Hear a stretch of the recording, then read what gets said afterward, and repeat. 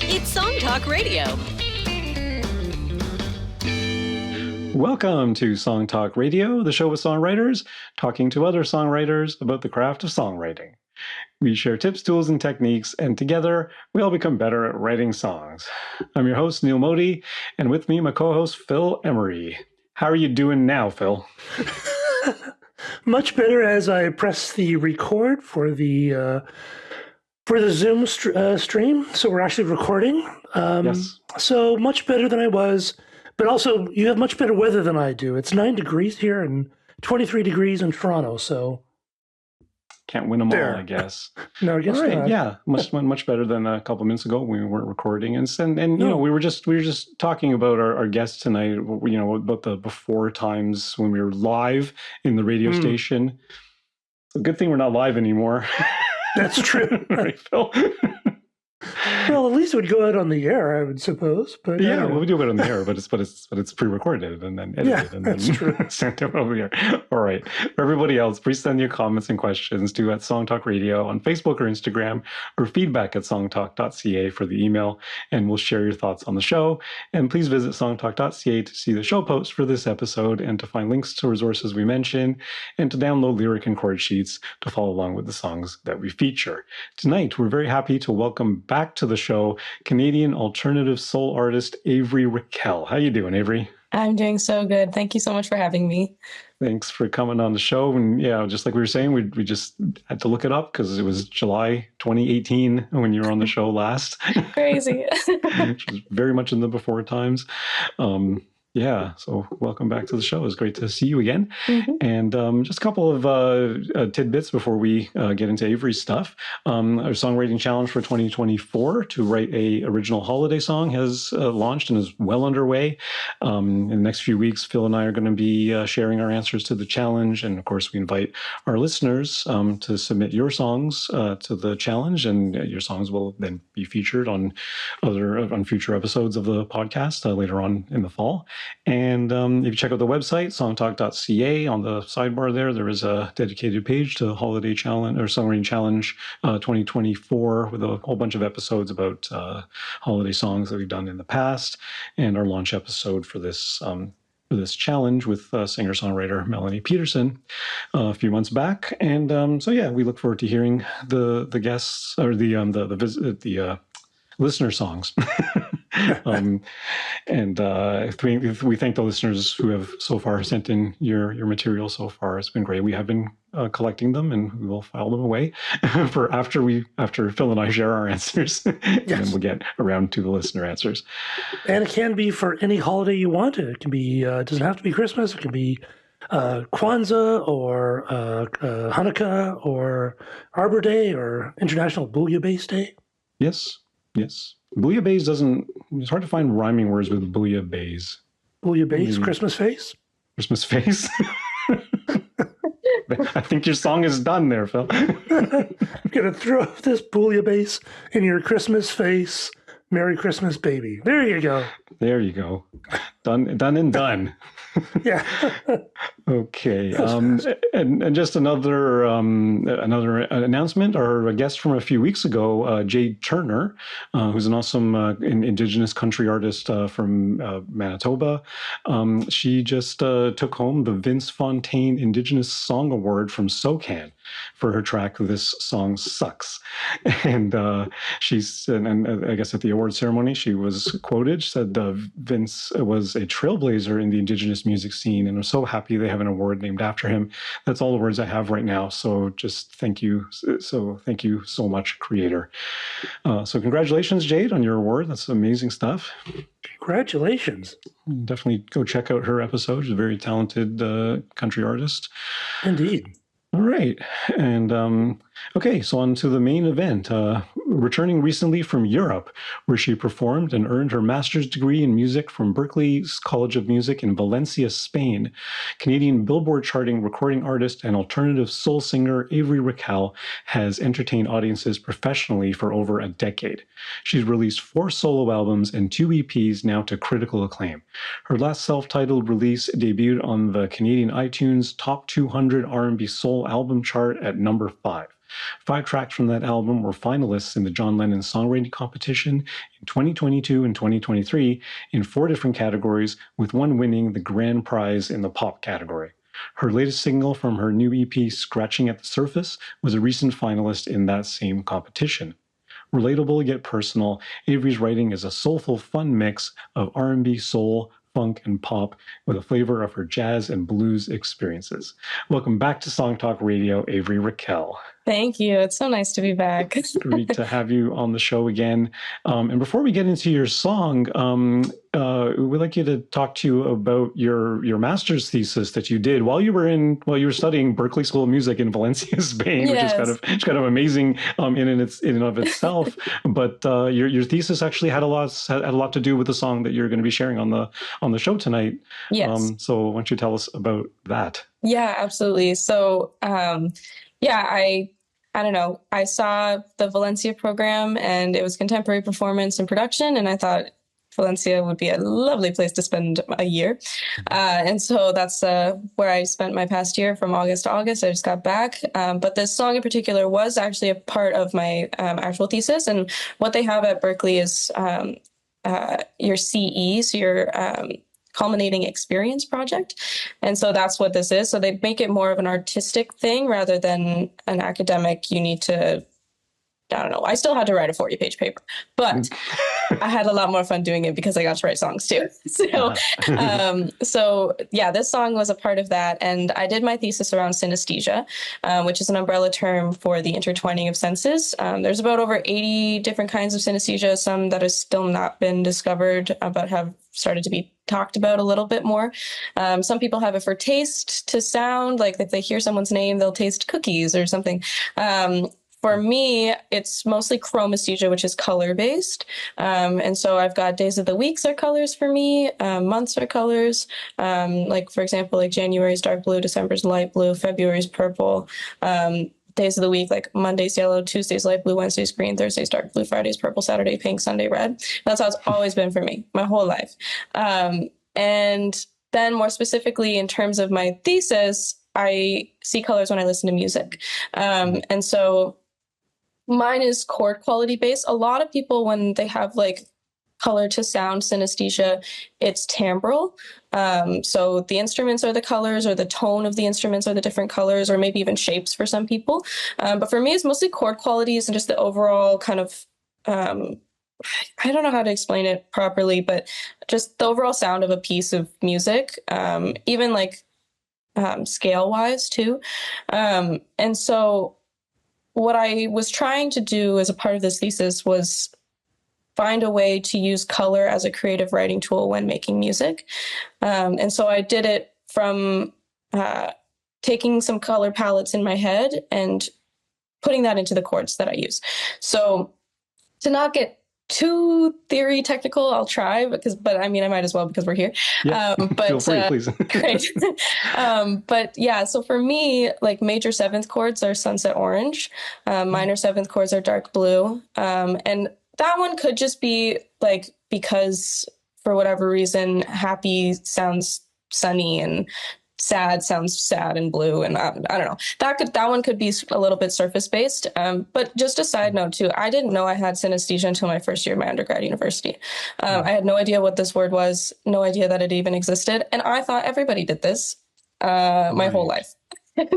They don't. I would have figured that actually, because like you're just living your life and you're going, well, of course everyone sees color with music, and you're probably wondering why no one's actually talks about it. And you're going, well, Correct. I guess it's so common, nobody talks about it. Yeah, well, exactly. let me just backtrack a minute here. When you say you see color, like you're looking at your bedroom, and Sure. there's like a filter of color over it when you hear a certain quality of music? Well, it depends on the person. So mine's all in my mind's eye.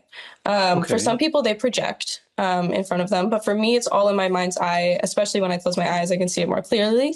But the association is very strongly there for me. Like immediately when I hear something, but it's is that it color. associated with an image, or is it just like a band of color? Well, I like if you were to like picture a yellow star in your head, would you be able to do that? You know what I mean? So it's like that type of vibe. And if I close my eyes, it's so clearly there. I have a pretty strong mind's eye. That's why I love reading so much, because it feels like watching a movie. And some people, have aphantasia where they have no mind's eye. I know a couple people like that. And so I'm like, picture this. And like, I can't. Like things like that. Or some people don't have an inner dialogue. So when they're reading, they go pss, pss, pss, pss, when they're reading, because they like don't have that inner speech in their head. Very interesting stuff. Wow. Psychology is crazy, but I don't know too much about that side of things. But yeah, it's all in my mind's eye. I recently in May applied to present my thesis at Oxford University, and they were doing a whole synesthesia conference, and it was with the UK Synesthesia Association and the American Synesthesia Association. And so I got to present. I went in May and I met so many synesthetes, and I learned so much. And there was a bunch of musicians there too, which was really enlightening for me, and learned a lot about what they do. Some people do a lot of electronic music because it's just so sensory based anyways.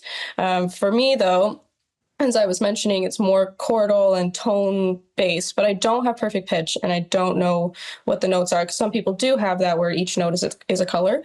I don't have that. But I found out in my first year ear training class, because I was struggling in ear training and it was a whole thing. And so then he was like, do you have anything that helps? I was like, I have these like color associations. That probably sounds maybe silly. And then he's like, no, that's called synesthesia. I was like, gesundheit.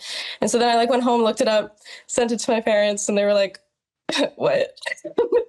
And then, did some tests. My mom got me in touch with Daphne Moore, who's from McMaster University, who did a lot of studies in synesthesia, and she gave me a test to do, and it was a little positive. But yeah, so major seventh chords, sunset orange, minor seventh chords, dark blue. Diminished chords are like an olivey green color, and dominant seventh chords are red. The interesting thing about some of that is like, so for example, the Lydian scale, because of the sharp 11, is purple to me. So if I had a major seventh chord with a sharp 11 in it, then it's going to be sunset orange with a little bit of purple running through it. And so like the blues scale, for example, this one's a little ironic because the blues scale to me isn't blue, but it's like, because it has like that flat 3, there's the blue, it has a flat 7, there's the red, and then it has the sharp 11. And so the whole scale to me is a different shade of purple, similar to Lydian. So are they kind of mixed? Are the colors sort of mixed, or are they like little sort of streaks of the different colors? Yeah, they kind of like intertwine together. It's like, I'm trying the best way to explain it. There was one guy at this conference who had a visual representation of synesthesia, and like all of us were freaking out because we're like, that's the closest we've ever seen to what we see. And so we were so excited, but I've never been able to emulate it. But it's almost like in my head, if like someone were to like paint a bunch of colors mixed together in like an abstract painting kind of vibe. But for everyone, it is very different. And so a lot of the songs for this project, I picked a color palette, and tried to make it as much of that color as possible. I did one song with another synesthete, and we called it The Sunsets Here. And we wanted to paint the imagery of a sunset as strongly as possible for the listener who might not have synesthesia. And so we compared his color viewings to mine. His are based around key centers, mine are based around chords. So it was kind of an interesting thing to combine. But I took his colors, we created a chord progression together, and then I incorporated what we saw into the lyrics. So that was like something that I wanted to experiment with, and it turned out pretty cool. As for the one you're about to hear, the emotions one, so it's called Guests, and a friend of mine and I were having a coffee one time, and he said that the best way to look at, anxiety or stress or sadness or whatever is to think of emotions like unexpected guests in your house and allow them to come in and make them feel welcome and comfortable, and then let them leave. And I was like, that's so cute. I was like, that's like really adorable. And then I was like, oh, well, like there's like Inside Out and that whole idea. But there is a type of synesthesia called object personification, where you give personality to things. So for example, like the number 1 is a boy and number 2 is like obviously a girl. You know what I mean? So it's like that type of thing. And I do some of that sometimes, but I don't necessarily have object personification, but I wanted to experiment with the idea of someone who might have that type of synesthesia. And so I basically gave emotions personality and gave them pronouns, and wrote this song as if they were coming into my head and then letting them leave. As for the chord progression, I wanted to, in a matter of speaking, use all the colors of emotion. So it goes from minor to dominant to major to diminished in sequence. So it's using all of the color palette that I see for these chords in my head. And so I had to visually represent that on a chart for my jury when I was presenting it. But yeah, that's kind of the gist of that. There's definitely more to it. There's that. Yeah. Oh wow, that's really cool. I mean, That's amazing. That's super fascinating. And I mean, I'm actually curious. Like you say, it's different for everyone. Mm-hmm. But what I'm wondering is, has it been like you said you experienced this before you knew what it was called? Yes. And you experienced this before you knew music theory, correct? Yes. Yes. Before you knew what a diminished chord was. Correct. So did it change after that, or did it remain the same? No, it just remained the same. Because like the days of the week and stuff like that was always a thing for me. Subjects at school, that never changed. Math is blue. There's also like other little things with like math for some reason, like 7 times 7 equals 49. That's Thursday. Like 6 times 6, 36. That's Wednesday. Can you say that again? 7 times 7 is 49, so it's Thursday? That's Thursday. Of course it's Thursday. Why wouldn't yeah. I'm going to steal that line from you for a song. That is such a cool line. 6 times 6 is 36 is Wednesday. 5 times 5, 25 is Friday. And I don't know why. That's just what it is. Thursday is also the same thing as November in my head. That's just like how I program things. And like the funny thing is that I will have these conversations with people and they'll be like, what? And then like I go to this conference and I tell these people that and they're like, totally. That makes so much sense. I'm like, right? But yeah, wow. Is there any theory on to why this happens? Like, is it some sort of brain structure thing, or it sounds really cool? I kind of quite jealous. Well, yeah, I mean, some people are like, oh, like sounds like a superpower, and it's like, yeah, it is cool in the way that like I've been able to now find a use for it, if that makes sense. But for some people, like it can be very overstimulating. I feel like because some people do project, right? And so they'll like see things around them. And like, how do you go to like a doctor and be like, I'm seeing things and them not tell you you're schizophrenic, you know, like things like that. Definitely not that intense, but for some people it can be a lot. But no, it is, because synesthesia is somewhat on the spectrum. It's a neurological difference. It's like I don't know. I guess it is part of the neurodivergent community. I haven't looked too much into that just because, I don't know, that hasn't necessarily been like a factor in my life yet.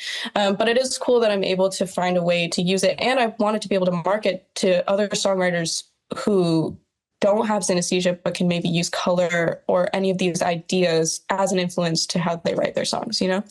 So, yeah. Yeah, because for this song, you say you're bringing in emotion and sort of personifying emotions, all that Inside Out. I mean, when I heard your song, my brain went straight to Inside Out. Yes. But you didn't like you said, like strangers coming in and then leaving, but there's no color reference. No, not in the lyrics themselves. So the color was only used for this song. Through the chords. But the other songs for the thesis, and like I also had visuals for all of these songs as well that I would show, which I can certainly send to you guys if you'd like to see them. Yeah, and there's also like I can send you the other songs that were a part of this thesis, and I think the most influential one would have been the one that I wrote with my friend called "The Sun Sets Here," because in the lyrics we've got blue as the sky in June, purple and orange hues. The sun always knows what to do. Like it was like that type of thing, drawing it into exactly what colors we were using in that moment from the chords. So yeah, it's a bunch of different avenues going in and out. Like there was another song that I wrote with a friend who isn't a synesthete, but for me, the verse is very dark blue tones and the chorus opens up completely to like a sky full of sunset orange and purples and pinks. And it's because modally there's like a little bit of modal interchange happening, and it goes from this minor chorus and it opens up to a minor verse opens up to a major chorus. And so he didn't realize that that's how I was writing it when we were doing it together, because I didn't tell him. But that's how I was viewing it the whole time. And so I included it as a part of this thesis as well. But yeah, so. Wow. Yeah. That is cool. So guests, can you talk about the colors of guests again? Yeah, so and I mean a lot of people do this anyways too with emotions without having synesthesia. You know, like sadness is always going to be blue for a lot of people. Joy is going to be happy, sunshine, yellows, oranges. And I think that's this song in particular was one that I was marketing to people that are not synesthetes but can use these ideas as color to write things. As for the chords, as I mentioned before, I wanted all the colors of emotion.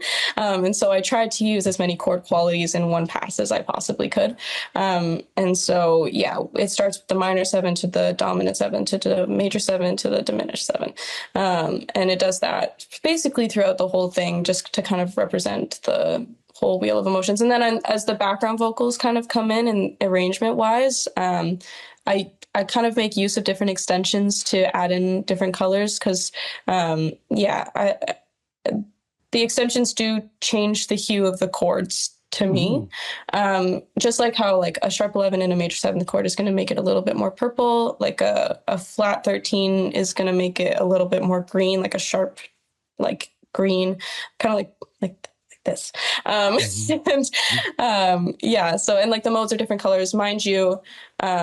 Like the Mixolydian scale written down on paper, it's green. Like if I see the word, but like it sounds red. I don't know why. That's just the way that is for me. But yeah. Does it work in the opposite way too? Can you like look at colors and then hear chords? Kind of. Like if I'm looking at a sunset, I know what that will sound like. You know what I mean? Okay, cool. In my head. So like I guess that's the one thing that I would like to experiment with next. And it was a suggestion from one of the people that I met at this conference was to look at a painting or look at something and write music based off of that solely, instead of the other way around. Because I write based off of real life and whatever, but creating a story based off of an image might be a really interesting thing to try for the next time I do something like that. Yeah. Yeah. Because that's what I was going to say. Like in a lot of ways, this is, I mean, not in a lot of ways, but in some ways, this is what we do as songwriters anyway. We're always filtering something to help focus us in on a certain trajectory that we're going to take through writing this song. Whether it's I'm going to write a song based on a book or on a painting or on a thing or off this personal experience, and you've got this. It sounds really complex, but to you, it's probably extraordinarily simple, right? It's like it's obvious, right? Yeah. And I would need a chart to show all these relationships. Of course, yeah. And I mean, but to be able to use that as a tool and as a basis for things, like were other people at this conference, other musicians at this conference, doing this sort of thing? Yes. So one of them was talking about. He's a teacher at a university in Scotland, I believe. And he was a guest juror on my jury. After I met him, I was like, please come watch my thing. And so he makes electronic music, and really interesting because he'll pair it to what he sees, but then he'll also start from an image and make music off of that. And it was his whole idea about how conceptually we know what things are textured like, because he sees like textures, because he had the same kind of story as me where he was in a class, didn't know he had synesthesia, and the teacher's like playing two types of music saying, what do you like see? And some people are like, oh, I see like the ocean and there's like a boat and whatever, and he's like, well, there's like a pink fuzzy square up here and like an orange triangle down here, and they're all like, what? And really specific, right? Yeah. And so his teacher's like, I think you have synesthesia. But it was the idea of like, if I look at like just the pavement, I know what it feels like without having to touch it. And so it's that idea of like bringing that into music. So he was kind of doing stuff like that because he sees colors, textures, and shapes when he does his music stuff, which is very interesting and beyond anything that I have ever even thought of. And then just some other people who had timbral synesthesia. One girl not related to music, she had ticker tape synesthesia, which is when she has a conversation with people, she sees the subtitles in front of her of what they're saying, which would drive me crazy. But yeah, insane. So cool. That would actually be awesome for someone who's like mumbling or yes, a really thick accent that you can't quite get through. I would love having subtitles. I know, but the subtitles that actually reflect what the person is actually saying. Right, that's Or why what they're I don't know. thinking. That's probably the trick. That's why I'm not sure. Yeah. Is it already in the script, or is it, transcribed? Exactly, verbatim. Verbatim, yeah. But yeah, I don't know. So many different techniques into the world of synesthesia. And I had never used this in my songwriting until I started this thesis. I mean, maybe self-consciously I kind of did, just on its own, like, because truly, if I'm playing something and it looks bad, I'm going to change it, like, in my head. Because I also do paint a little bit, and I like expressing myself that way as well. And if I'm hearing something, and don't judge a book by its cover, but if I'm listening to a piece of music and the cover art looks bad, I'm not going to listen to it anymore if it doesn't match like the way that it should in my head, I mean, I will get over it eventually, but it's like, yeah, sometimes things will sound like they look bad in my head. So I do use it in my songwriting subconsciously on the daily, no matter what, but yeah. Okay, why don't we take a listen? So this is guess. So let's pay attention to that colorful chord sequence, it sounds like. And and then personification of the emotions, which is kind of an interesting thing. It's also got some really tasty walk downs. Thank you, yes. Which I really like. I love walk downs. I think they're so cool. And yeah, it's a great tune. Thank you. All right, let's take a listen. This is Guess by Avery Raquel.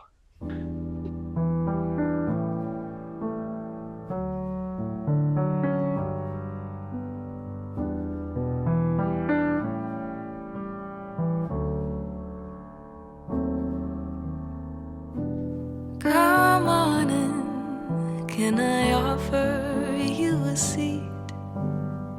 You don't have to stay long, just 1 second off your feet. And I know that you're tired from traveling far and wide, but I'm content that you chose to stop by. Every once in a while I will let the tears slide, 'cause when sadness walks in, I know she's on my side, and she'll stay all afternoon, but leaves one moment too soon. You can't expect emotions to stay, 'cause like most things, they too go away. So she packs up her bags as she preps for the road, but she knows being here has just lightened my load. And when we'll meet again, I'm not really sure, but perhaps I'll see her more. So I'll set the table for somebody new. Joy is not like the last, he's got more work to do. Of course he'll stay all night, but then comes morning light. You can't expect emotions to stay, 'cause like most things, they too go away. As guests they remain, 'cause like most things, they too go away.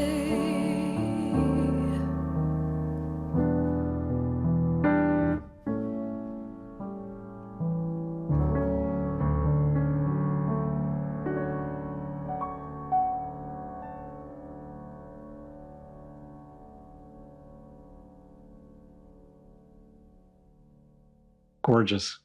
Thank you. Absolutely. Yeah, what a great tune. Yeah, a lot of really nice details, and it's so interesting that it's so like you got an I, you got a you, you got a he, and you got a she, but you never lose track of where this thing is going, right? Like, Great. Yeah, I'm that's a so good point. glad that comes across. yeah, it comes across because you spell it out when sadness Yeah. walks in. She's all okay. Now we know who the she is. We know who Yes. joy is. It's the he, and then there's an I and a U, just because as long as there's an I and a U. Yes. But you can't expect emotions to stay. It's a universal you, right? Yes. It's not a specific. It's like y'all can't expect emotions to stay. If it was a country song, right? Right. Exactly. Yeah. Yeah, Yeah. amazing. And Thanks. I was gonna say no chorus, but there is that refrain of you can't expect Yeah. emotions to stay. Just like most things, they too go away. That's the only part of the song that's repeated. So I'm calling it a refrain. Yeah, I kind of wanted it to kind of emulate like a jazz standard as best I could, but without it having kind of like the A kind of form. Because like there isn't really anywhere where I would place in a solo, maybe if I was like doing it live or whatever. But yeah, I kind of wanted each section to kind of stand on its own, except for the you can't expect emotions to stay part, because it kind of ties it all together. Yeah. Yeah. Yeah, it's such a very tight song. It's there's not a lot of not space, but yeah, there's not a lot of fluff. Like conceptually it's tight, musically it's tight. There's not even like a musical hook. Right. It's not like it starts off with like, normally most jazz things would have your bass chords and then you have a little melodic hook that would, be in between the verses and but yeah, it's so tight. It's just this really pure little idea. Yeah, I Which kind of is call it hard to keep to. Yeah, I call it my little ditty. It just like it just sounds like a little tune that like I don't know. And it's quite short. It's like only under 3 minutes, I think. Yeah. It's nothing too 3 long. minutes totally. Yeah, 3 minutes. totally Exactly. 3 minutes. Yeah. and a lot of, I mean, fairly tight on the rhymes too. Like it almost sounds like a lullaby or a nursery rhyme. It's got a bit of that quality to it. Even though it's a little more grown up than that. You know what I mean? Sure, but nursery rhyme, honestly, in that context, does make sense for this. Yeah, I can hear where that might come in for sure. Yeah, and like you said, like you're saying, Phil, like no hook off the top or whatever, but the melodies are really, really strong and really simple, and just like you say, like climbing up and climbing down, and it's I think that's what serves the nursery rhyme-ish quality as well. Yes.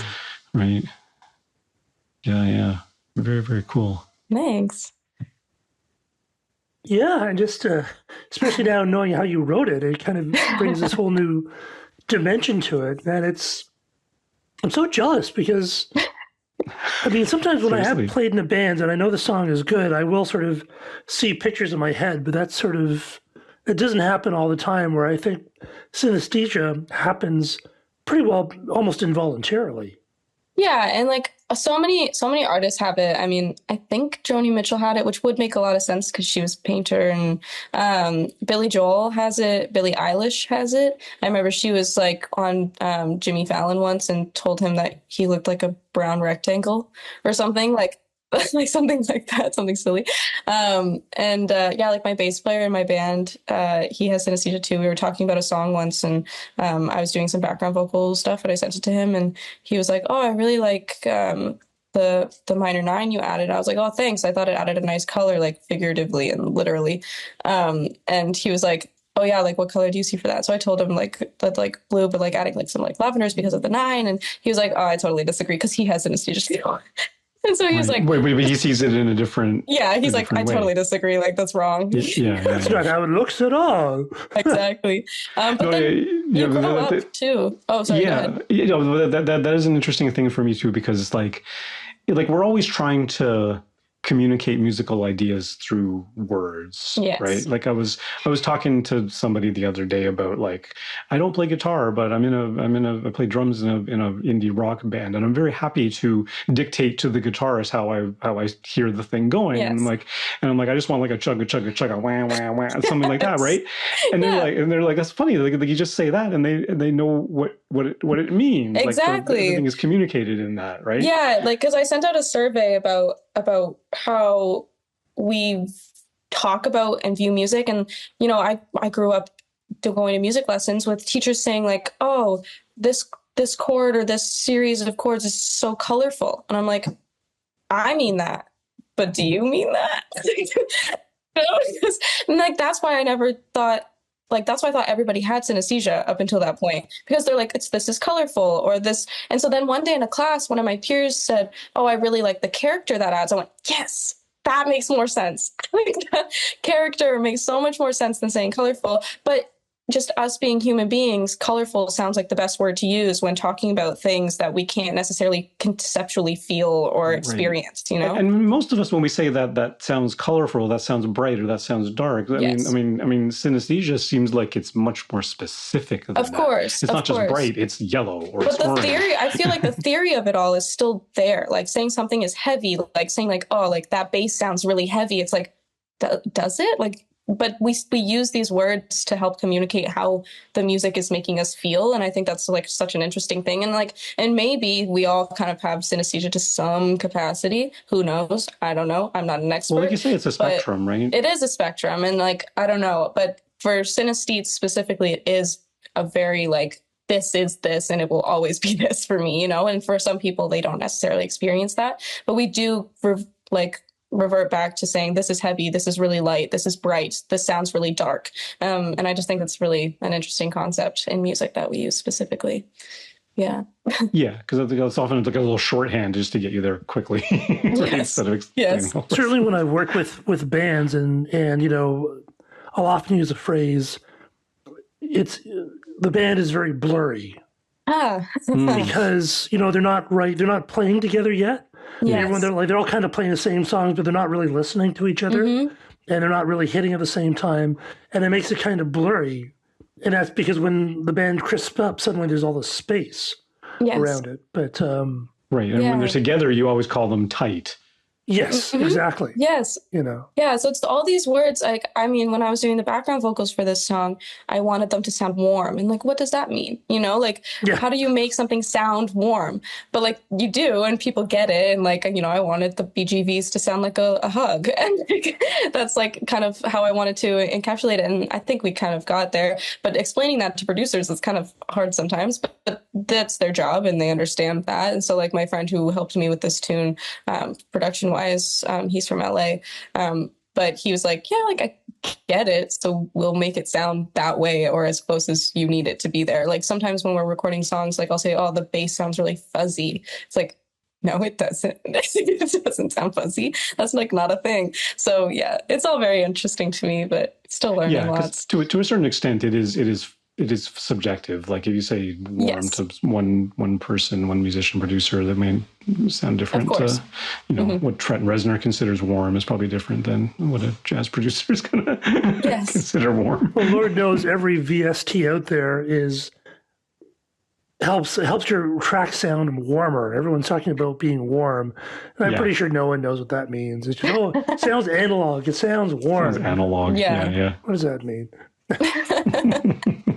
Yes. Well, they always said that talking about music is like dancing about architecture. Well, you know what's so funny? There was a guy at this conference who he wrote a whole book. He's from Mexico, but he creates architecture. He's an architect using music as his means for creating architecture, which was really interesting. So like the way that notes look in a staff would be how he builds stairs, and like so crazy and way out of anything I could ever imagine. But the book was interesting that he was talking about, and he had a poster set up, and it was so fascinating. But so many different types of ways that we can be creative as people, and I think it's amazing. That is amazing stuff. Yeah, and it is at its core, it's just about different representations of the same thing. And you're right, Phil. Like you know. Before we started this podcast and before I came to the songwriters meetup that we have and stuff like that, I didn't know that there was a way to talk about music. Like I've been a musician for longer than that, and I knew there was a way to talk about music, but mostly it was communicated through sheet music. Yes. And the conductor in high school band sort of yelling things at everybody or whatever, right? But but in terms of songwriting, I didn't know that there were ways of talking about songwriting. But we do have a certain language towards them, and once you learn the lingo, And I guess for synesthetes, it's like the lingo's like sounds like it's much deeper and much much more individual. Like there's no universal sort of universal standard that you can all follow. Everyone's got their own thing going on. Exactly. Which is wild.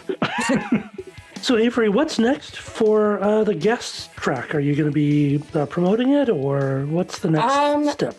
I mean, it's not released as of yet. You heard it here first. Yeah, and I will probably release it at some point because I have a nice little deep connection with that song because it's very special.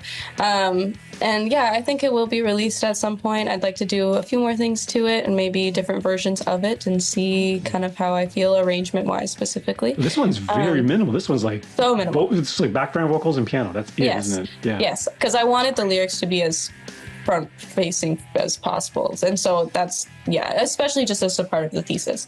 But I think I might comprise all of the songs that I've written with Synesthesia and maybe do like an EP at some point with visuals to pair with them of what I see and work with a visual artist to help kind of create that.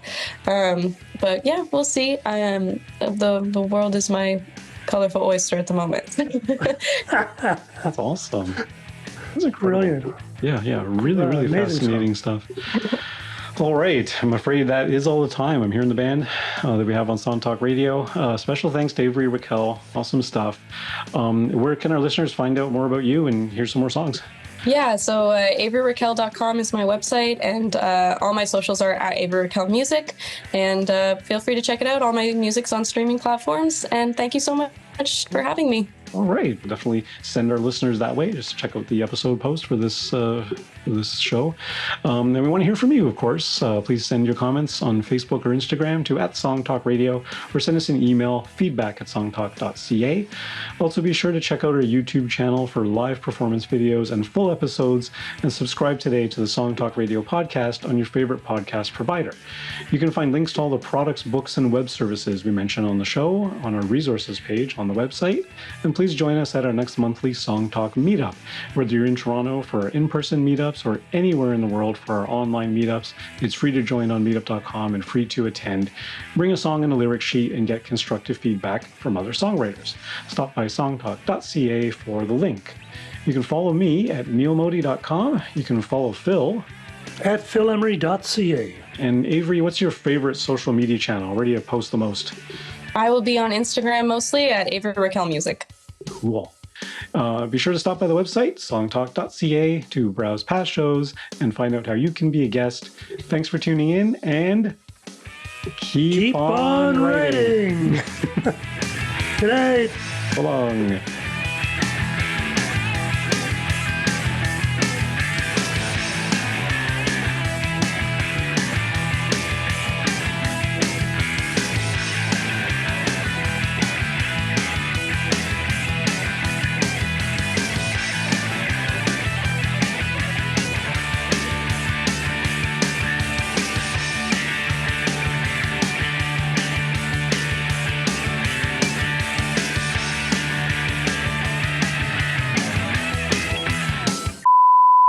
That's so cool you mentioned that dude from Mexico who incorporated all that into his architecture, music and architecture. Because my background, like my university education is actually in architecture. Like, oh, okay. I can try to find his name because his book seemed really interesting. Yeah, I'd be really curious to check that out. I mean, I've since kind of abandoned the architecture side of things, sure. but for my entrance interview into architecture school, I did take a snippet of a piece of music that I'd written in high school and did like this weirdo 3D model thing made out of foam board and stuff like that. It wasn't the same sort of thing. It was basically based off the notes and the volume, the dynamics of things, and kind of, diagrammatic, but it had this kind of weird curve to it and everything. So yes, yeah, it just reminded me of that. I was like, amazing. Wow. Oh, wow. Yeah. Yeah. Thank you, guys. Yeah, when I hear about synesthesia, because I've heard about it before, it seems like that would be so cool. And, I just don't have that. And you're kind of going, I mean, half of it's quite useless. Like, I don't know. I mean, it's maybe like, because a couple of my friends are like, they have grapheme color, which is like letters and numbers are colors. And it's like, okay, maybe that's cool for like math, but I like, otherwise I don't know like what it would be helpful for. Like for like days of the weeks, like who actually cares? Like, why do I think Monday's yellow, you know? And that's what I was really worried about when I was going to present my thesis, because I was like, oh, like I'm going to go up there and be like major 7 sunset orange, and they're just going to have to be like, okay, like they can't just be like, no, you're wrong. Yeah, So, right or wrong. That's true. Well, yeah, that's so, what like, I mean. Like, yeah. it's so subjective, and it's It's so, so subjective. but I guess that's the trick. I mean, you say for math, okay, fine, but but for artists, I mean, that's what you do as an artist. You take something of your experience and you intersect it with something else, and and see what comes out the other end, right? Yes, exactly. I wonder if people with severe autism, it's so easy for them to get overstimulated. I wonder if it's because when they hear sounds, they're hearing they're also seeing like these tens of millions of colors. Yeah, and it's just blast in their brain. Yeah, and I mean, since discovering that synesthesia was on the spectrum, it like honestly answered a lot of questions for me growing up and for my parents, because autism was never even like it was a thing, but it wasn't like, oh, like maybe you have this. And especially for women, it's always discovered in your 20s and never as a kid like boys. And so it's very hard because women are just better at masking. And so I've always been very sensitive to sound. I wear earplugs everywhere, and like I get it, when I hear things that are loud or whatever, it sounds like radio static in my head and like a lot of different things where I get very overwhelmed very quickly. And it just explained a lot of little things for me growing up, like sensory issue wise. And I was talking to this woman, Micah, about it, and she runs a podcast called Let's Talk Synesthesia. Great podcast. And she was at the conference with me. She's the one with the ticker tape. And she just brought on recently, I don't know if you've ever seen Love on the Spectrum, but she brought on one of the people from Love on the Spectrum and talked to him about things, and he has synesthesia, super like very sensory overload type autist, and like he talked about his synesthesia and as best as he could. He had somebody there helping him out, but it's just all very interesting to me that there's spectrum so big. So it's very cool. And it's multi-dimensional. There's because you're talking about music, you're talking about colors, you're talking about geometry, you're talking about letters and numbers and linguistic things, and it's just definitely. I mean, I say a lot of like weird, pardon my friends, I say a lot of weird shit to my parents, and like it never like resonated with them as to why I was saying these things. Like I tried a drink once, and I was like, Mom, like this drink tastes the way the moon looks, and she went, what? I was like, I don't know how else to explain it. Like that's what it is. So like little things like that I just like, I don't know, associate with some people's names too. Like the name Lyle sounds like when you lick an envelope to close it. That's what I see in my head when I hear that name. Totally like so many different random things. That's like cool. You just jam a song with a bunch of those things and be like, that's a weird song. Yes. Yeah, what a great way what a great way of actually coming up with new ways of expressing something, because your two relations, like, this tastes like what the moon looks like, are two kind of things that you wouldn't normally associate with each other. Yes. That's really cool. Wow. Yeah. Yeah. We were like going like drink tasting. Yeah, we were tasting like ciders like a couple weeks ago, and I was about to say something. I was like, "Oh, this tastes like," and my dad goes, "Don't ruin it for us, please." And I was like, "Please, can I just say what it tastes like?" And he was like, "Fine." And I was like, "Well, it tastes like hot dog water." He goes, "Why would you say that?" And so then now the whole time we were tasting these ciders, just like they all taste like hot dog water. Oh my god! Just like ruined the whole experience. I've always said that about Swiss chalet, the gravy at Swiss chalet. To me, it's hot dog water. It's weird. Yeah. I don't know what that's all about, but yeah, like my people love it and like go for it. But to me, it's hot dog water. My bass player and I were drinking like wine, and he goes, "This tastes the way Dollarama smells," and I went, "Yeah, you're right." My parents were like, "What?" That's not a good wine. that one I could probably relate to. Yeah, that's true. But I was like, "Oh, okay." But yeah, it's super weird. Anyways, that's hilarious. Oh my god. All right. Well, thanks for coming out, Avery. That was Thank really you. fascinating, Thank interesting to you. look into this more. This is really cool. Great. Yeah, and you'll have to come back again Yeah. for another, how many, 6 years? 8 years? How many? Oh, I don't even know. 6 years. That was 6 Something years like that. ago. Oh my God. Yeah, 6 years. Crazy. Yeah. Insane. Oh my gosh. Absolutely. Anyways, thank you guys so much. Yeah, Let's thanks so stay much. in touch. Yeah, we'll send you a note when the podcast goes live, probably within a week or so. You can share it on your streams, tell everybody. Great. Great. All right. Awesome. All right. Thanks so much. Thanks so much. See you. Bye now. Yeah, take care. Wow. That is a cool show. That was really so cool stuff. fascinating. It's just like, blink. Yeah. Man, I'd love to have that. Yeah, I guess. I mean, I remember there was a classmate of mine in high school, in university rather, who was explaining, and people were asking him if he was colorblind. He wasn't colorblind, but he saw things in different colors that the rest of us see.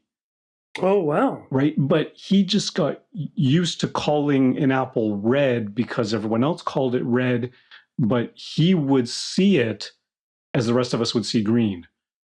Oh, right. And I remember thinking to myself, how do they like, they can't see inside your brain. How do they know this? How do you know this?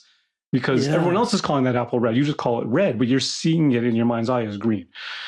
As the rest of us would see green. You begin to wonder about, like, because an apple's not really red, it's just reflecting red light. It itself is just absorbing every frequency except red. So what is it really? I don't know.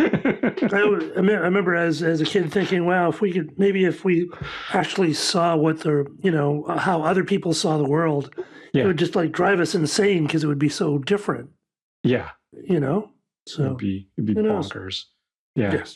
There was that Star Trek episode of Next Generation where the Captain Picard and the Doctor, who've always had a bit of a long history of a bit of a sexual tension between them, right? And they ended up on this planet, and something weird happened. Star Trek, so something weird happened, and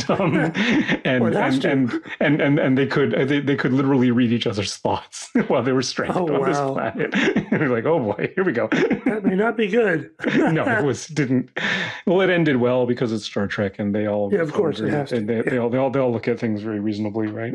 Yeah. But in the interim, it got pretty heated. Interesting stuff. Wow. Cool.